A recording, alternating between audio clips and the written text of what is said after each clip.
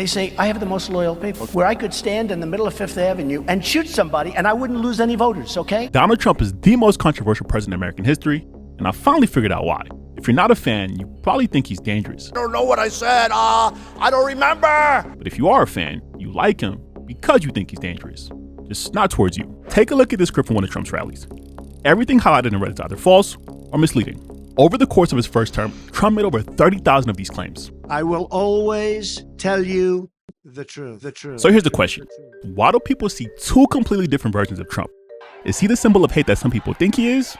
Or is he just simply misunderstood? But really quickly before we get to that, whenever I make these types of videos, there's always a few people who dislike it and call me a monkey in the comments. So if that's you, now's a great time to do it.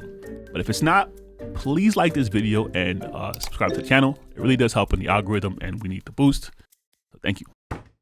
Anyway, please welcome the next President of the United States, Donald Trump, ladies and gentlemen. To truly understand Trump's rise, you have to unpack three critical layers, and surprisingly, none of them are really about Trump himself. It's actually more about societal roles and how you perceive your place within the system. And it all starts with authoritarianism. For most of this country's history, success was mainly reserved for straight white men. Remember, this was during a time where you could own a house and support a family on a single salary, so it made things a lot easier. But everything changed in the 60s and 70s when America decided to update its treatment of everyone else.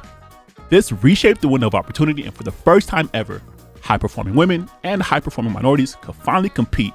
And as you probably guessed, not everyone welcomed this new competition. A significant portion of the population wanted things to stay the same. And as a result, they rallied around a political ideology called authoritarianism. I'm not sure if people today fully realize it, but when they speak about being in favor of traditional values, that's what they're referring to. But it's interesting. There's been so much talk about the masculinity crisis and how young men today are struggling to find their place in society. Apparently, young men today aren't performing as well as women their age. This reminds me of the response to the crack and opioid epidemic. When crack was destroying urban communities, the response was just say no to drugs.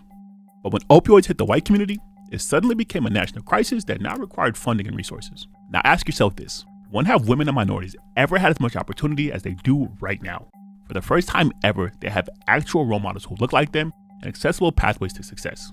Let's be honest, women and minorities have been navigating an identity crisis for generations. But it wasn't a crisis then. We only started calling it a crisis now because a particular demo isn't thriving the way they used to. And to be honest, I don't really care. But the second layer shaping your perspective on Trump is education.